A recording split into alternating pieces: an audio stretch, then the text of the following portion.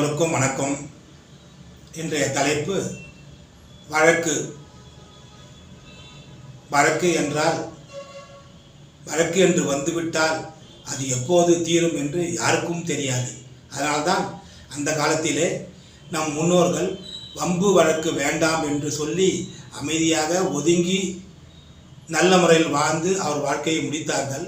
ஆனால் தற்போது உள்ள விஞ்ஞான யுகத்தில், போராட்டமான யுகத்தில், உலகத்தில் வழக்கு என்பது சில குடும்பங்களில் தவிர்க்க முடியாத சூழ்நிலையாக அமைந்து விடுகிறது.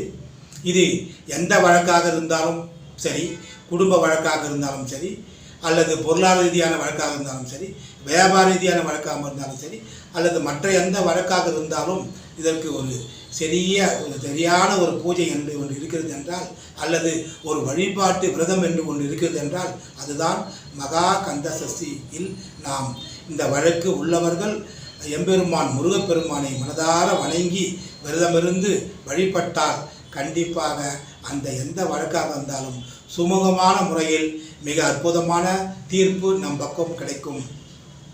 காரணம், அந்த திருச்செந்தூர் முருகன் என்பது வெற்றி கடவுள், அவர் ஞானக்கடவுள், வெற்றி பெற்ற இடம். அது போருக்காக, போராட்டத்துக்காக, அதர்மத்தை அழிப்பதற்காக, ஆணவத்தை அழிப்பதற்காக உருவான ஒரு மாபெரும் தலம்தான் திருச்செந்தூர் முருகப்பெருமான். ஆகவே அந்த வழக்கில் உங்களுக்கு சுமூகமான தீர்ப்பு வந்துவிட்டால் அதன் பிறகு திருச்செந்தூர் நேரில் சென்று நல்ல முறையில் மனதார வழிபட்டு வந்து அங்கேயே ஒரு அன்னதானம் செய்துவிட்டு நீங்கள் வந்தால் உங்கள் எதிர்காலத்தில் வம்போ வழக்கோ இனிமேல் வராது என்பது என்னுடைய கடந்த கால அனுபவம். இது ஆன்மீக உண்மையும் கூட ஆகும் என்பதை சொல்லி, அனைவருக்கும் வழக்குகள் இருந்தால் எம்பெருமான் முருகன் ஆசையோடு விரைவில் முடிய வணங்கி வேண்டி கேட்டுக்கொள்கிறேன். நன்றி. வாழ்க வையகம், வாழ்க வளம்.